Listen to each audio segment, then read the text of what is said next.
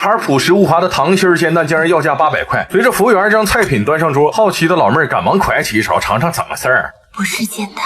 什么？阿峰听后更是一脸懵逼，随即也蒯了一勺，结果意外发现这份卖相平平无奇的糖心呢，竟然是由芒果、百香果外加洋酒精心制作而成的甜品。然而就在俩人吧唧嘴回味时，服务员老妹儿却将一个盆栽端到桌上，顿时给俩人整的是蒙上加蒙。看到他们的反应，一旁的店长急忙走了过来，随手拿起桌上的水壶，将其中的巴黎水整个浪浇在盆栽里，随着生命的源泉不断浇灌，盆中的菜品接触到水分，一的一些便破土而出。原来这是一盆生长沙拉，里面的所有原材料都是可以食用的。看着俩人一脸懵逼，老妹儿嘚呵一笑，反正说了你们也不懂。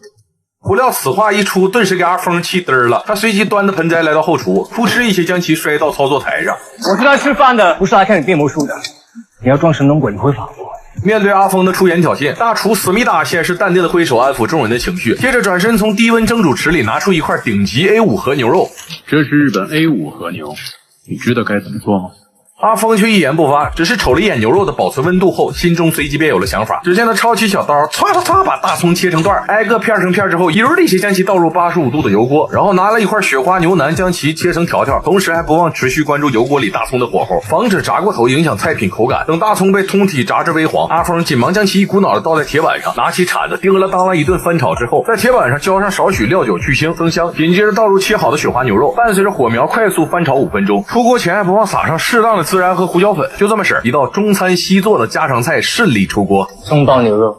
然而看着阿峰做好的菜肴，思密达却一脸不屑，因为在他眼里中餐就是雕虫小技，压根儿不值一提。接着思密达点燃手中的喷枪，有条不紊地照着 A5 和牛噗噗就是一顿火烧。等和牛整个浪被烧至7分熟，思密达迅速将其一分为3，然后摆放在浓汤打底的餐盘里，用盖子将其整个罩住。紧接着便是整道菜品至关重要的一步，只见思密达滋啦一下划着手中的火柴，将苹果木的木屑点燃之后，白烟烟瞬间被吸入容器内，经过半个来点的低温熏制，做出的牛肉不仅入口柔嫩，而且充斥着果木的芳香。而如此别出心裁的做法，正是思密达的独特之处。阿峰见状，接过牛肉闻了闻，发现对方厨艺行事儿，于是便决定不再纠缠，麻溜转身撩人。等阿峰走后，思密达插起阿峰做的葱爆牛肉一尝，西不当爹，这小子有点东西啊！随即就决定要和阿峰比试一下吧。次日，俩人在众目睽睽下站到案板前，只见思密达手持钢刀，快速在磨刀棒上磨了7749下，紧接着随手拿起冰盘里的三文鱼，用刀刃呲啦一下沿着鱼身划了一圈之后，三文鱼的骨肉便整个浪被分离开来，然后指尖轻轻在鱼肉上一顿摸索，思密达当即拿起镊子是歘歘歘歘一歘歘，是迅速将一次全给薅出来。随着思密达一些将鱼肉扔给对面的阿峰，确定肉身上的刺儿都被拔干净之后，阿峰抄起菜刀，采用中餐独有的十字花刀手法，滋啦滋啦快速在鱼肉上划了9981道口子，紧接着刀刃从鱼尾划出，麻溜的将皮肉一分为2，往后将鱼肉抓起，随手那么一抖了，每一块鱼肉大小竟然都一模一样。看到阿峰如此神乎其神的刀法，在场的食客都忍不住拍手叫绝。身为远近闻名的小厨神，阿峰在春风里的美食街开了一家名为七记的饭店，为了品尝他的拿手绝菜三杯鸡，不仅每天呢会有络绎不绝的食客慕名前来排队，甚至就连无数的媒体都争相报道。谁知这天七记对面突然冒出了一家3星米其林餐厅，一时间生意都被抢过去了。而餐厅的主厨正是和阿峰比刀工的思密达，眼瞅着两个人厨艺不相上下，比不出个好赖，于是他们便一同参加了厨艺争霸赛，决定让口味刁钻的评委对俩人的厨艺做个评判。随着主持人一声令下，比赛正式开始。只见阿峰随手拿起一只鸭子放案板上，凭借着身后的内力，咔咔咔一咔咔便将鸭子的筋骨尽数断开，然后拿出小刀插进鸭肚，一顿划了之后用力一拉，鸭子瞬间骨肉分离。看着阿峰神乎其神的刀工，现场的观众一个个瞠目结舌。紧接着把鸭肚里依次放入各种配料，完后也灌入一勺高汤，鸭身瞬间变得饱满匀称。等一切食材料理完，阿峰用一片清香的荷叶将鸭子整个浪包住，而外层则用厚厚的一层粗盐覆盖。这时候没等观众看明白怎么事，阿峰却突然消失不见。等他再次出现时，手中多了一口祖传大铁锅，完后也将整整50斤盐面一股脑的全部倒入，经过10分钟的大火翻炒后，将鸭子整个浪的埋入其中。就这么式，经过2个来点的低温加热，阿峰将鸭肉架在案板上潇洒一敲，一道乾坤叫花鸭便制作完成。只见阿峰用刀轻轻在鸭肚子上划过，里面的汤汁随即就倾泻而出，一时间整个比赛场地内都芳香四溢。看着平平无奇的鸭肉被端到评委面前，几个人仅仅尝了一口，便忍不住感叹道：一个字，